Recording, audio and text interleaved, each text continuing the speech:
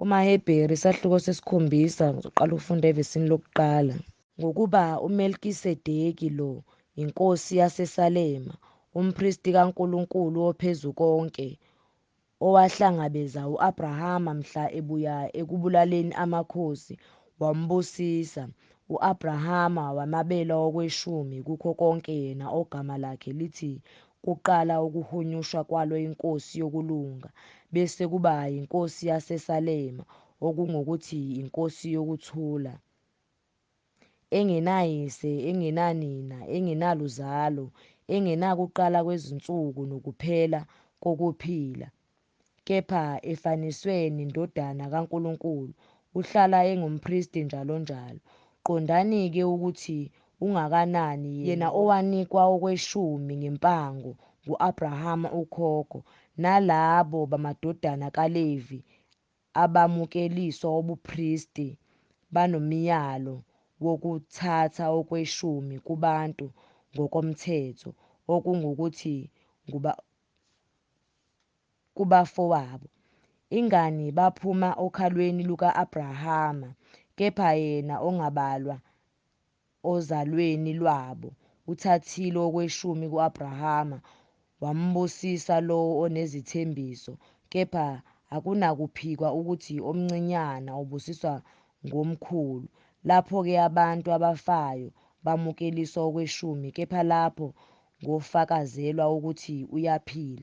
Futhi kungathiwa noLevi owamukela okweshumi watheliswa okweshumi ngaye u-Abrahama, ngokuba wayesokhalweni lukayise mzukwana uMelkisedeki emhlangabeza.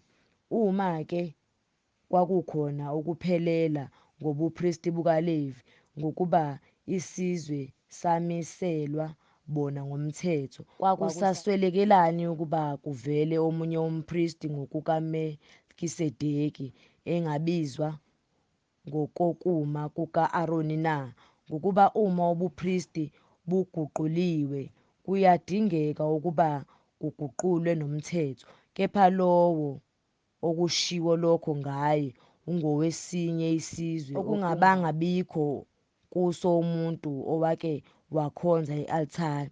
Ngokuba kusobala ukuthi inkosi yethu ivele kuJuda, isizwe uMose ongakhulumanga lutho ngaso ngobupristi, ikakhulu kusobala lokho uma kumiswa omunye umpristi ofana noMelkisedeki, ongamiswanga ngomthetho womyalo wenyama, kodwa ngamandla okuphila okungabhubhiyo, ngokuba kufakazwa ngaye ukuthi wena ungumpristi kuze kube phakade ngokokuma kukaMelkisedeki, ngokuba umthetho wokuqala uyachithwa ngenxa yobuthakathaka bawo nokungazisi kwawo.